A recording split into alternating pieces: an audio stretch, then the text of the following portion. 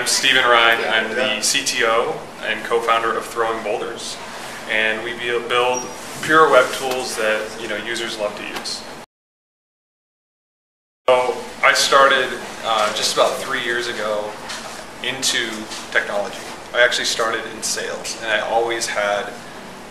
was just always intrigued by web development and technology, and I dabbled, and I overcomplicated the sales process where I was, right, because I was so into technology.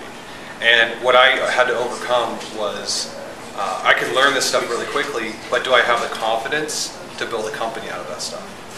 And that's where I really had to overcome a lot of hurdles as far as what I believe people think I'm capable of. Because I believe it's a misnomer that people can't learn things quickly. You maybe say 10,000 hours takes for somebody to be a master of something. But in this day and age where we have all of these tools that you can just patch together to build an incredible product, I don't believe that it takes years and years with all of these resources we have to learn a tool.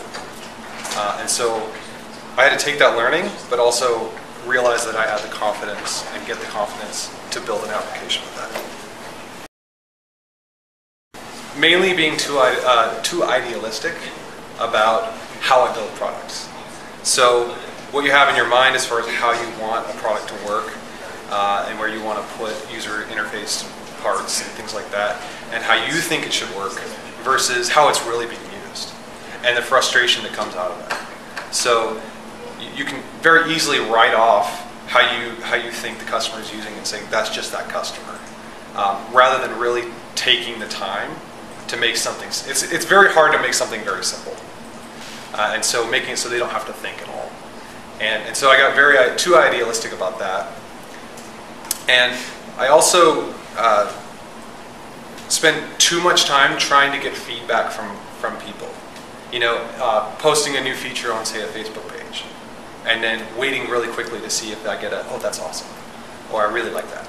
When really it's just a really small group of people that are actually using that feature, and I wasn't really taking into account how is this feature actually helping the business grow or bring on new customers, instead of how quickly can I get feedback and make myself feel good about adding that feature.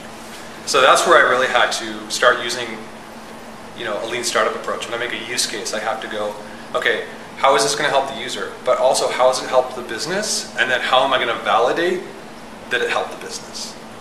So that's something I really had to start focusing on. For me, we're living in an age where it's just amazing how much open source tools, how many open source tools on, say, GitHub or Bitbucket, or people that you can talk to that are so approachable that you can ask a development question. I would say the open source community, if you're involved, get in. If you're not involved, get involved. As well as all of the, I call them developer supporting applications that they have out there, for sending mail, for monitoring your application, for going mobile, for doing bill pay. I mean, could you imagine having to do all of the credit card processing yourself versus Cheddar Getter and PayPal and all these different things we have now. So that's really, those resources have just made it so much easier to just take an idea and then execute that idea and not have to worry about all the ancillary stuff.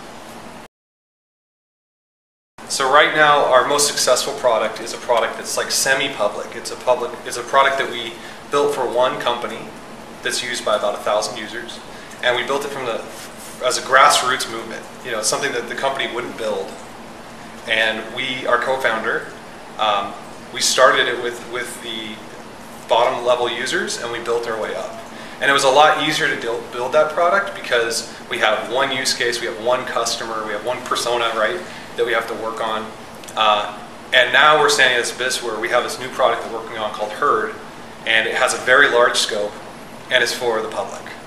And so it's that abyss of, do I understand how to iterate on this and ask the right questions to build a product that people want to use? Because it's a much bigger void and it's a lot harder to get feedback rather than knowing your 1,000 customers. What inspires me is is the people that I watch. The Hacker News, the startup, the small startups, the real small startups, the ones that come out of, weekends of development. And just watching them, they say they're making something special out of just a few days. They really inspire me. And also, I'm inspired by these tools. I'm inspired in knowing that I don't have any excuses. I can't go, I have this real extremely hard technical problem because there's so many of these tools that I can use. I'm also inspired by our co-founder.